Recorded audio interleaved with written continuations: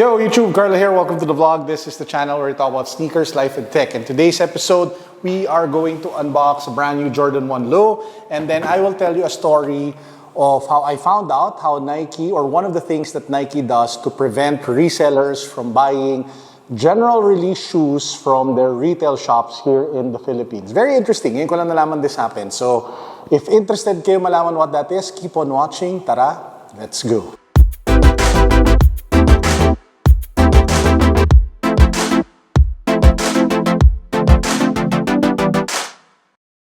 Let's jump right into the unboxing, guys. So as you can see over here, this is your typical black Jordan 1 box. The official colorway of this one is the Jordan 1 Low Stadium Green Black. So I bought this because it reminded me of Stan Smith. So, so think of it as the Jordan 1 Low Stan Smith. So, diba? So anyway, pop the box open, 23 tissue paper, and then you know, linis. Clean AF. Take a look at that. Ang ganda.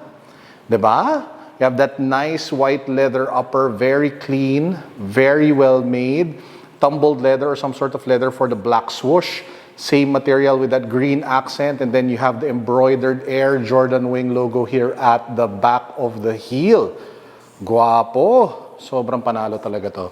So I couldn't resist picking this one up because I got it for retail. Woohoo! And yeah, it just looks really clean. So what I'll do now is I'll do a quick on feet and then we'll talk about what Nike Philippines does to deter resellers. So how is the Jordan 1 Low on feet? Well, it is your Jordan 1. So it's not the most comfortable shoe, but you wear it more because of the style and iconic look that it has. Now, the thing I love about Jordan 1 Lows is that they're super easy to style, especially in this white and green color. They go well with shorts, they go well with jeans, they go well with khakis. They're just such a versatile colorway or silhouette. And this colorway, the white and green, just even adds to the overall versatility of the shoe. And for the price that I got it for, which was less than 5,000 pesos or $100, I just felt that it was a great shoe to add to our growing collection. So yun lang, it's a nice shoe, it's a sneaker of the day, and I like it. Boom. So now let's talk about what I discovered. So I was shopping in one of the Nike shops here in the Philippines, and apparently Nike Philippines, or at least that particular franchise of it,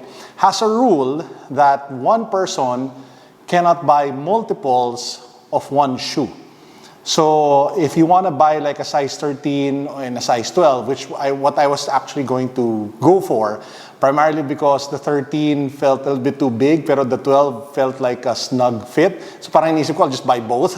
Labo, you know? But anyway, so apparently you can't do that because they have a rule na parang that to deter resellers. So if you are going to buy, sabihin natin, multiples of one pair, the cashier might ask you if it's, sabihin natin, if it clearly shows naman na you're with somebody or you're buying it for I don't know, with a friend or whatever, they might ask you to parang hihiwalayin yung mga resibo, parang ganon.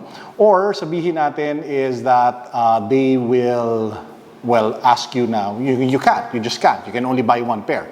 And that's the store policy.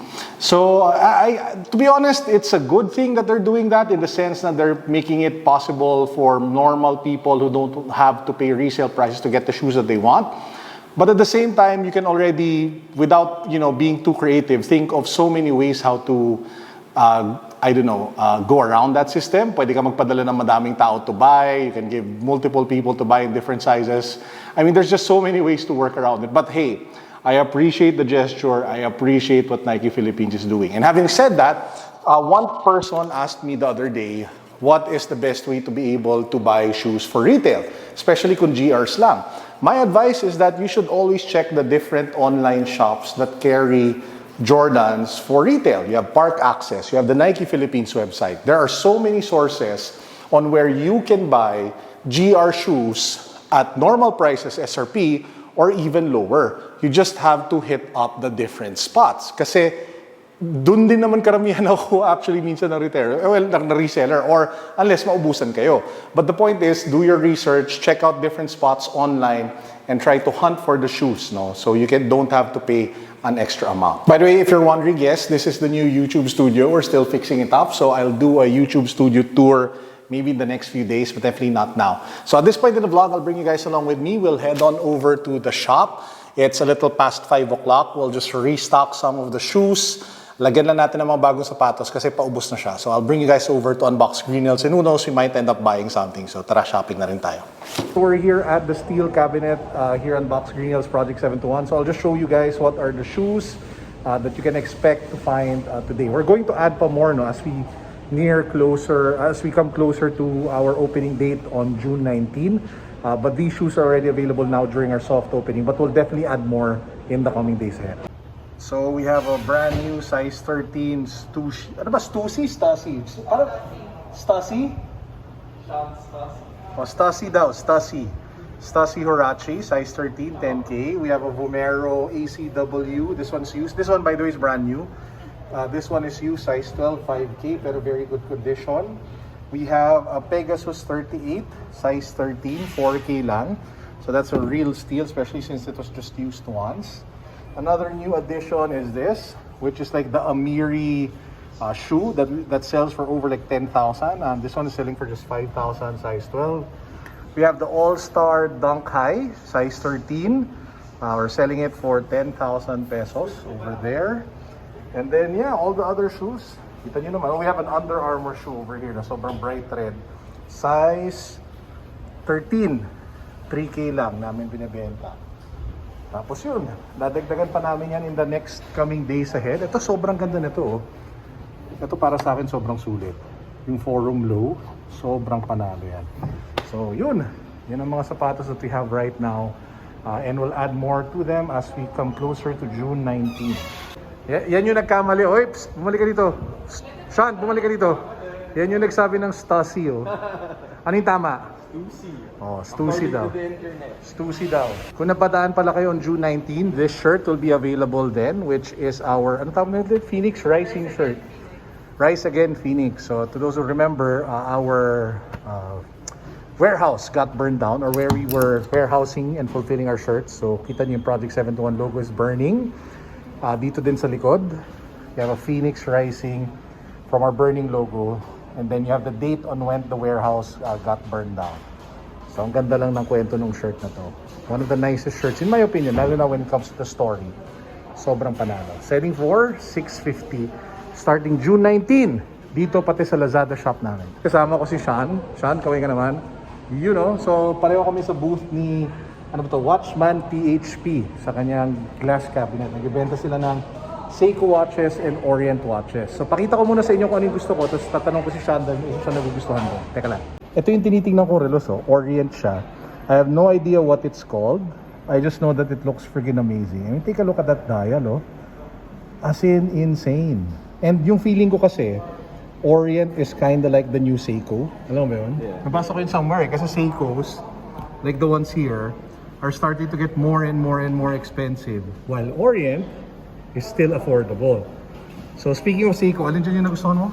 That one, the SKX007. No, I'm not sure if that's the discontinued model. But Yung black? yeah, sobrang classic kasi na talaga. Bakit ba baliw na baliw mga Seiko people sa SKX? I think it's the value for money when it comes to this particular model. Because of the bracelet, the movement, gano'n?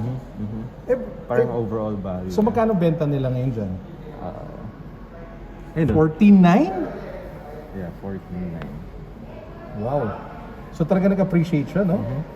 Crazy. So bakit yan yung gusto mo? I think mahirap kasi siya hanapin din ngayon. Pero yeah, I like it. I'm not, manibis lang yung wrist ko and I feel like bagay siya sa akin. Swak siya. Ito, ganda rin, Hindi siya bulky I feel like ganda rin yung bracelet niya. At ako ito, yan ang gusto ko. Ayan na, hindi nakatiis. Tadan! Meron na tayong bagong watch. Abangan ang unboxing sa aking watch vlog. Boom! So shoutout kay Watchman PHP Don Reluero dito sa Unbox Greenhills. Boom! And we're back here in the condo, and I just wanted to share with you one major observation. So just like with most Jordan 1s, especially this Jordan 1 low, creasing life is real. Tingnan nyo naman yan, Take a look at that crease over here. That is one major crease line. So if you are worried about creases, or if that kind of gets to you, just take note that Jordan 1 lows, especially this one, has that particular issue. To be honest, I don't mind.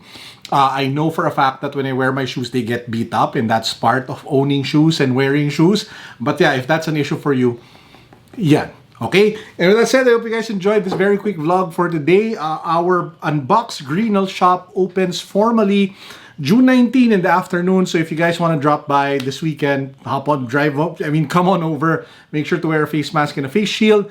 Also, if you want to rent a booth, just message Unbox Greenhills on Facebook. And I'm their staff there that's more than happy enough to get in touch with you or talk you through the process of renting one of the cabinets or any of our booth spaces. With that said, this is Carlo signing out. Peace, God bless, what's up? Oh, don't forget to subscribe. Boom.